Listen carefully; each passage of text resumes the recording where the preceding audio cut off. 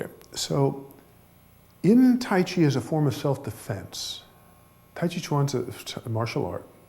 We have to follow the same process of lower dantian, middle dantian, upper dantian.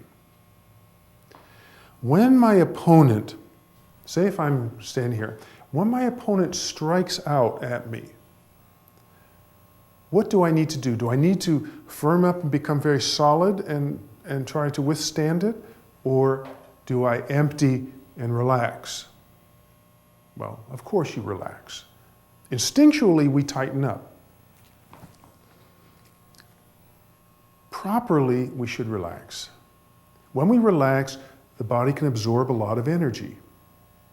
It's like, I had this friend when I was in college. This guy was infamous around where I lived because he was always drunk. And he would get up and fall off of a second-story building, or he'd fall downstairs, or he would do these crazy things. Because he was always drunk, he never hurt himself. He was boom, boom, boom, boom down the stairs, and he wouldn't hurt himself because he was so relaxed. But I have other good friend who just hurt himself because when he was falling, he tightened up and then hit something very hard and hurt himself. Now, I'm not saying we should all be drunk, but I'm saying that we should be able to loosen up at the appropriate moment. Okay, when somebody is striking out, immediately I need to protect myself. And what is the center for self-protection? The lower dantian. So immediately, when somebody's striking out, I loosen and the energy moves to the lower dantian for protection. The rest is, it could be hit, nothing, if I'm soft, it's not going to hurt much. Okay, then in Tai Chi, the first step is first to loosen and relax, bring the energy to the lower body.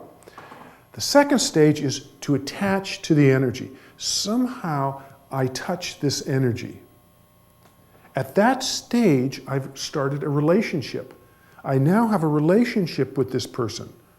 So my energy is moving to my middle dantian. Even though I might not have changed my position, they're punching out at me, and I go into this survival, but I grab them. Now I have a relationship. It's in the middle. At this point, I then, through the action, through studying Tai Chi, I then can return the energy to them, and my energy goes up to the upper dantian, where I fill up and accomplish some task.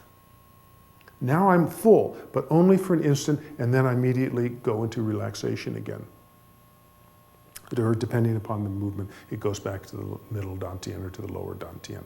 Every movement of Tai Chi follows this principle of going to the lower, going to the middle, going to the upper, okay? And it's instinctual, and it's effective, and it's the way it should be. So, what I think I'm going to do is let's look at, now I want to say something about this upper dantian. This upper dantian, as I said, it's willpower. It's the conscious mind. We have an instinctual mind. We have an instinctual mind which resides mostly in the lower dantian. That survival mind is the base of the skull.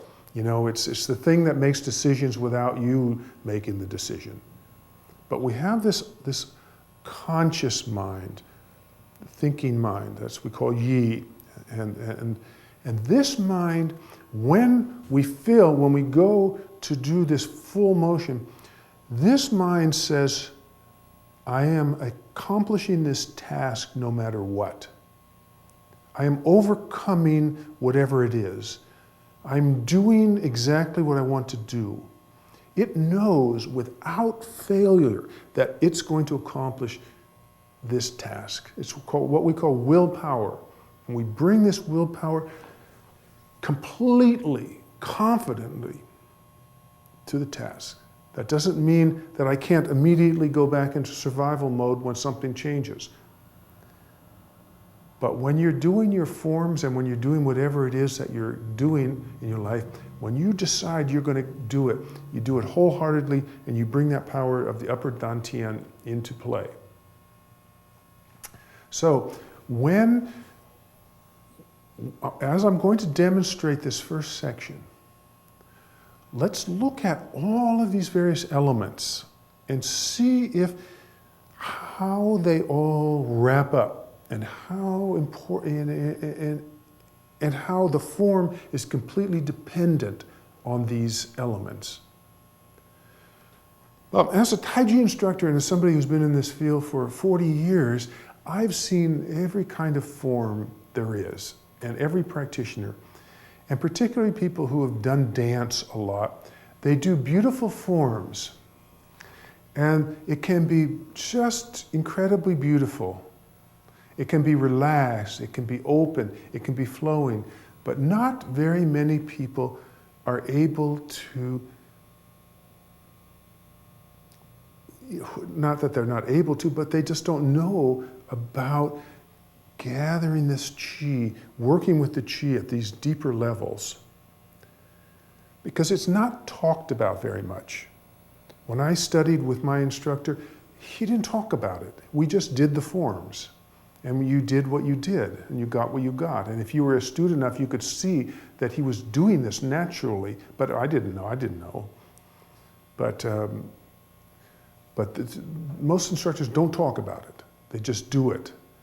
And so it's left up to you to discover these things for yourself. And so I'm sharing them with you from my experience, and hopefully it'll help you in some way or other in your practice.